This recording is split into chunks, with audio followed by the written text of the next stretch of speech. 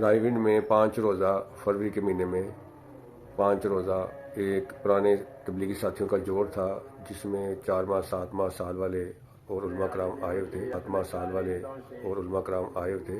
اس میں مولانا ابراہیم دیولہ جو بہت بڑے بزرگ ہیں، ان کا بیان تھا، آئیے سنیے۔ شیطان تم کو اپنی ذات سے بھی اپنے کارندوں سے بھی ڈرائے گا، وہ یوں کر لیں گے، یوں کر لیں گے، یوں کر لیں گے۔ حضور صلی اللہ علیہ وسلم کو ڈراتے تھے کہ آپ کے مقابلے میں ابو سفیان جو کھڑا ہے، اس وقت مسلمان نہیں ہوتے، آپ کے مقابلے میں تھے۔ ابو جہل کے مرنے کے بعد انہوں نے ذمہ داری لی تھی ابو جہل والی، پھر بعد میں اللہ نے ان کو ہدایت دی، تو وہ ابو جہل کے بعد انہوں نے کمان سنبھالی تھی، تو ان کی طرف سے ایسی خبریں وہ چھوڑتے رہتے تھے تاکہ آپ اور آپ کے ساتھی خوف زدہ ہو جائیں، خوف زدہ ہو جائیں۔ تو اللہ نے فرمایا کہ ڈرنے کی کوئی بات نہیں ہے، انما ذالکم الشیطان، اصل تو شیطان ہے، وہ اپنے کارندوں سے تم کو ڈراتا ہے۔ اس لیے اصل ڈرنا تو اللہ تعالیٰ سے، کیونکہ اس کے ہاتھ میں ہماری حیات ہے، ہماری موت ہے، ہمارے مسائل ہے، وہ ساری مخلوق کے مسائل اس کے ہاتھ میں ہے۔ وہ ہوگا کائنات میں جو اللہ چاہے گا، وہ نہیں ہوگا جو مخلوق چاہے گی، اللہ جو چاہے گا وہ۔ اس لیے ایک تعلیم ہم کو یہ دی ہے کہ اللہ سے اچھا گمان کریں، اچھا گمان رکھیں، اچھی امیدیں رکھیں۔ ابشروا وعملوا ما یسرکم، کہ بشارتیں سنا کرو، فضائل سنا کرو، خوشخبریاں لیا کرو، اور اللہ سے امیدوار رہو، اللہ سے امیدوار رہو ایسے حالات کے جو کہ تمہیں خوش کر دیں گے۔ یہ فرمایا تھا، کیونکہ صحابہ پر بہت سے حالات آئے، بہت اتنے حالات آئے جسے کلیجہ منہ کو آ گیا۔ تو یہ کہا کہ اللہ تعالیٰ سے امیدوار رہو، تم اچھا گمان کرو، بشارتیں سنو، کہ اللہ ایسے حالات بھی ڈالے گا کہ جو تم کو خوش کرتے ہیں۔ اس لیے ایک سبق ہمارا یہ بھی ہے کہ دین کے کام کرنے میں اپنے اللہ سے اچھا گمان رکھا جائے، یقین رکھا جائے کہ وہ ہوگا جو اللہ چاہے گا، جو نہیں چاہے گا اللہ، وہ کائنات میں ہو ہی نہیں سکتا، کائنات میں ہو ہی نہیں سکتا۔ اللہ نے نہیں چاہا ہے اور ہو جائے، وہ ہوگا جو اللہ چاہے۔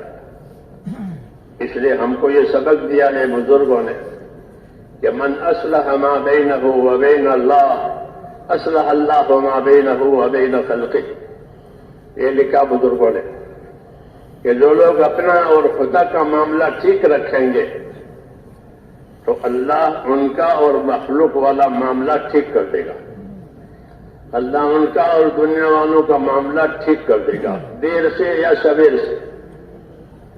ایک راستہ بتایا، ایک راستہ بتایا کہ من اصلح ما بینہ وبین اللہ اصلح اللہ ما بینہ وبین خلقہ، کہ جو لوگ اپنا اور خدا کا معاملہ ٹھیک کر لیں گے تو اللہ ان کا اور دنیا والوں کا معاملہ ٹھیک کر دے گا، چاہے جس طریقے سے ٹھیک کرے۔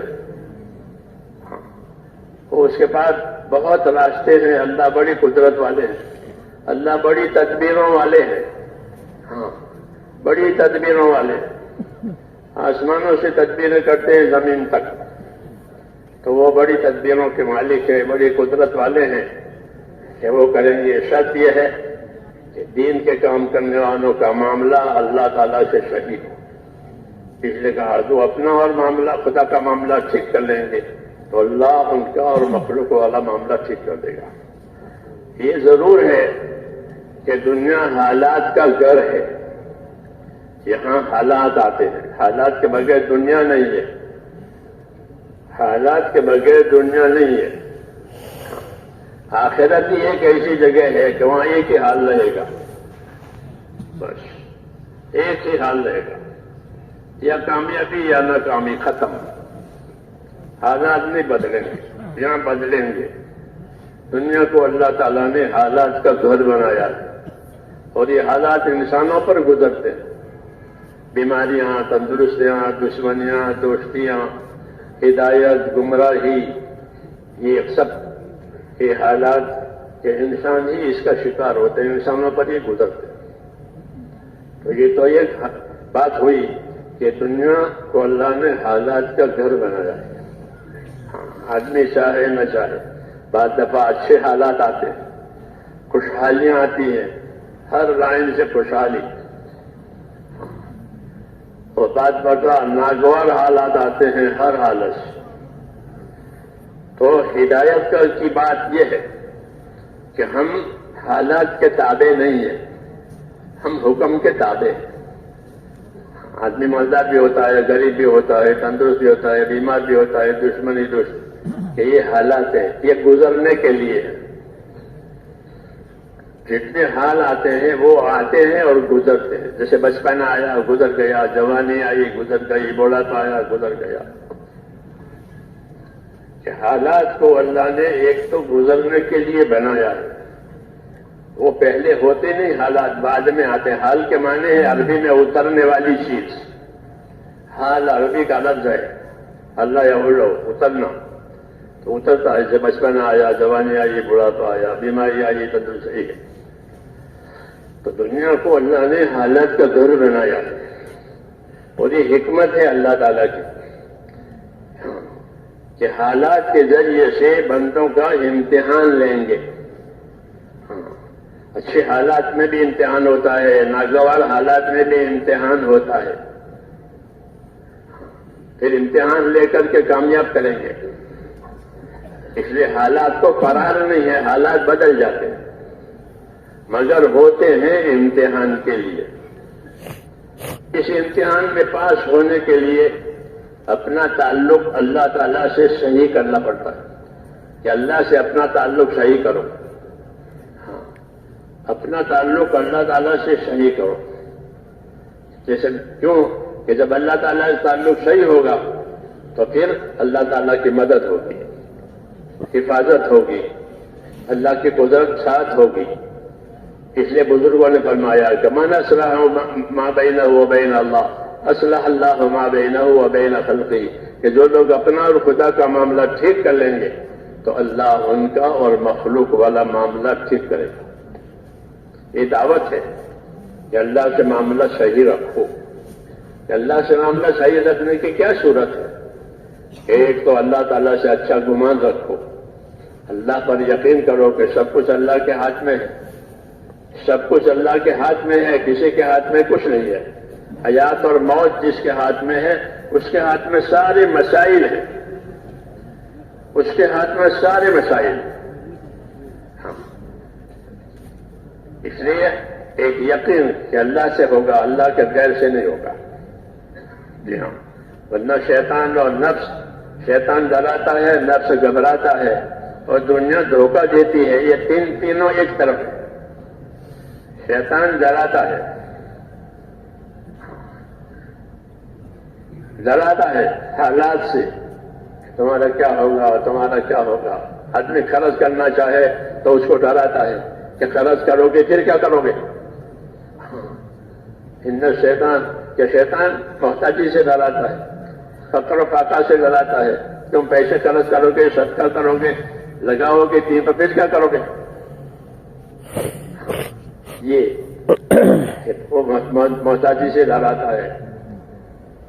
اس کے جواب میں یہ ہے کہ ہم اللہ تعالیٰ جو ہے وہ ہمارے ساتھ ہے، اللہ ہمارے ساتھ ہے۔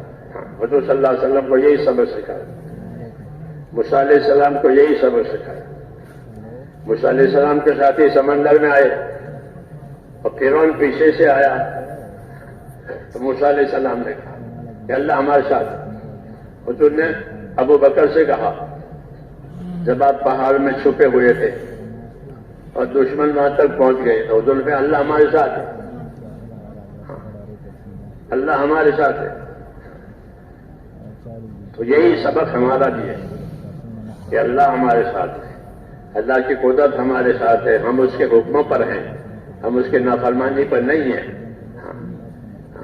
اس لیے یہ اس لیے ہے کہ شیطان کا یہ کام ہے تخویف، ڈرانا حالات سے، ان چیزوں سے، تاکہ لوگ اپنی ذمہ داری پر نہ آئیں. جب آدمی کو حالات سے ڈراتا ہے اور وہ حالات سے ڈر جاتا ہے تو شیطان ہنستا ہے کہ اس نادان کو دیکھو، ابھی تو کچھ ہوا نہیں ہے، ابھی تو کچھ ہوا نہیں ہے، اس سے پہلے ہی ڈر رہا ہے.